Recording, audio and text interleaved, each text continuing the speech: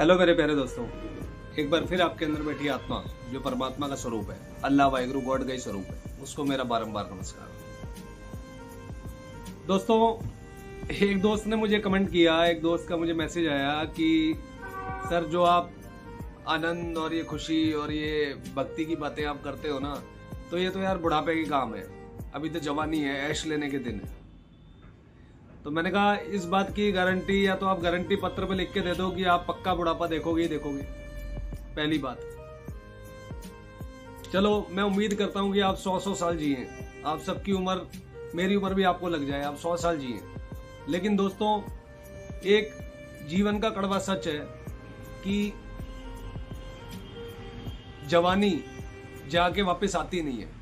और बुढ़ापा एक बार आ जाए तो फिर वापस जाता नहीं है। तो बुढ़ापा हमारी लाइफ का लास्ट स्टेज है, इसके बाद सीधा हमें अपने परमात्मा के चरणों में जाना होता है। तो दोस्तों, अब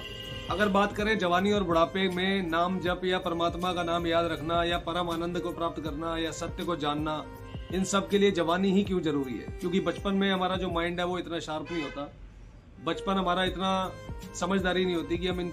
बारीक बातों को, इन तत्व ज्ञान को, सत्य को हम समझ पाए। जवानी ही एक ऐसा हमारे पास गोल्डन पीरियड होता है जिसके अंदर हमारे अंदर एनर्जी होती है, हमारी सोच इतनी शार्प होते हैं हम कि हर बात को जल्दी समझने की हमें ताकत होती है। लेकिन बुढ़ापा एक ऐसा कड़वा सच है दोस्तों, जिसके अंदर अब मैं आपको बोलूँ कि चलो ठीक है, बूढ़ा हो के आप भजन करना, बूढ़े हो के आप भगवान का ध्यान करना, बूढ़े हो के आप भगवान के दर्शन करना, लेकिन कुछ मजबूरियां बुढ़ापे में ऐसी आ जाएंगी, जैसे हर गाड़ी का इंजन, उसके अंदर एक वेयर एंड टियर कुछ पार्ट्स होते हैं जो एज के हिसाब से वो डैमेज होते ही होते हैं। ऐसे ही हमारा जीवन, हमारा ये शरीर है, इस शरीर का जो इंजन है उसमें कुछ पार्ट्स ऐसे हैं जिसमें आप जितना मर्जी केयर कीजिए, जितना मर्जी ध्यान रखिए, बट कुछ ना कुछ परसेंट जरूर ऐसा होता है कि हमारे अंदर कोई ना कोई चीजें वीक होती है। अब वो क्या होता है, अगर बुढ़ापा आ जाएगा, आंखों से आपको दिखना थोड़ा कम हो जाएगा। तो अगर आप कहीं दूर दर्शन के लिए जाएंगे, दूर कोई महाराज आपको सत्संग सुना रहे हैं, या कहीं दूर दराज कहीं मंदिर में घूमने गए और वहां पे आपको दूर से मूर्ति ना दिखाई दे बिना चश्मे के, जब तक आपको पास ले जाके कोई ना दिखाए उस भीड़ में, तो आप उसके दर्शन नहीं कर पाओगे क्योंकि आंखें कमजोर हो जाएगी। इसके बाद अगर मैं बात करूं मुंह हमारा, कि हम भजन करते हैं, हम कीर्तन करते हैं, बोल सकते हैं, मुंह से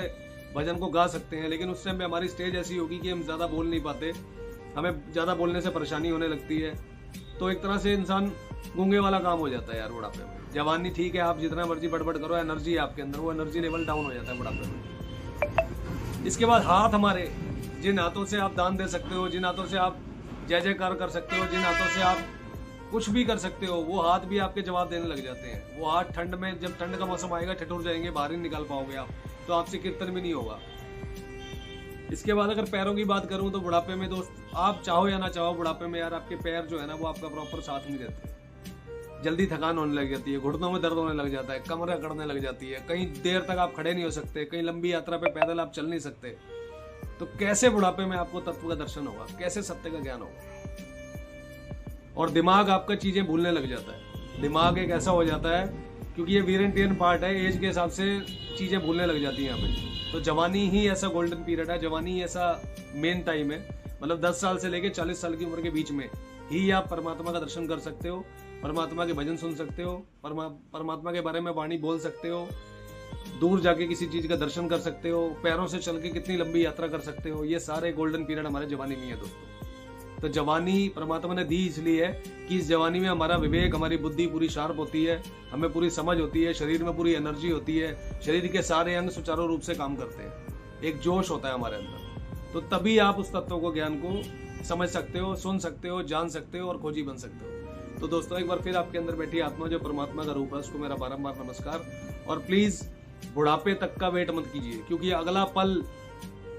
किसी को गारंटी नहीं है कि वो आपका अगला पल आपकी लाइफ में आएगा या नहीं आएगा, किसी को नहीं पता दोस्तों। तो प्लीज जो अभी पल है वर्तमान, इसी में आप जीवन जिए, इसी में आप अपने जीवन में सत्य के खोजी बनिए, और उस सत्य को, उस तत्व को, उस परमात्मा के दर्शन इसी जवानी में आप कर सकते हो, उसका अनुभव, उसका एहसास इसी जवानी में कर सकते हो। बुढ़ापे में तो सिर्फ और सिर्फ आपके अंदर एक लेथार्जी होती है, एक आलस होता है, एक शरीर की कमजोरी होती है, इसके अलावा बुढ़ापा कुछ नहीं होता दोस्तों। बुढ़ापा हमारे जीवन का, बस समझ लीजिए अब हमारी जो है यात्रा पूरी हो गई, अब ढलान